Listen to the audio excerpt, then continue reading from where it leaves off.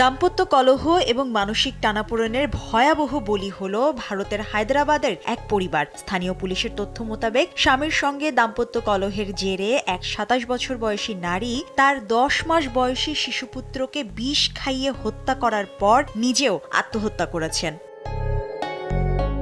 স্থানীয় পুলিশের বরাত দিয়ে ভারতীয় গণমাধ্যম এনডিটিভি বলছে, ৪ বছর আগে যশবন্ত রেড্ডির সঙ্গে বিয়ে করেন নিহত সুষমা, কিন্তু সাম্প্রতিক সময়ে তাদের মধ্যে মতের অমিল তুঙ্গে ওঠে বলে জানিয়েছে ভুক্তভোগীর আত্মীয় স্বজন।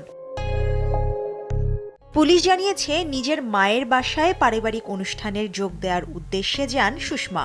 এরই মধ্যে স্বামীর সঙ্গে ঝগড়া হয় তার। রাতের দিকে স্বামী বাড়ি ফিরে ঘরের দরজা ভেতর থেকে বন্ধ দেখতে পান। একাধিকবার ডাকাডাকির পরও কোনো সাড়া না পেয়ে দরজা ভেঙে ভেতরে ঢুকলে তিনি স্ত্রী এবং শিশুকে অচেতন অবস্থায় দেখতে পান। দ্রুত হাসপাতালে নেওয়া হলেও চিকিৎসকরা শিশুটিকে মৃত ঘোষণা করেন এবং পরে সুষমারও মৃত্যু হয়।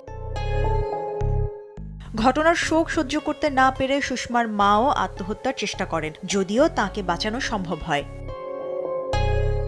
পুলিশ এই ঘটনার তদন্ত শুরু করেছে। তদন্তকারীদের মতে, পারিবারিক চাপ ও মানসিক অবসাদ এই ঘটনার পেছনে বড় ভূমিকা রাখতে পারে। এই হৃদয় বিদারক ঘটনা আবারও সামনে আনলো দাম্পত্য কলহ, মানসিক স্বাস্থ্য এবং পারিবারিক সহায়তা কতটা গুরুত্বপূর্ণ। বিশেষজ্ঞদের মতে, সময়মতো সহায়তা এবং পরামর্শ পেলে এমন ট্র্যাজেডি অনেক ক্ষেত্রেই এড়ানো সম্ভব। মুশরিফা নুজহাত, দেশ টিভি।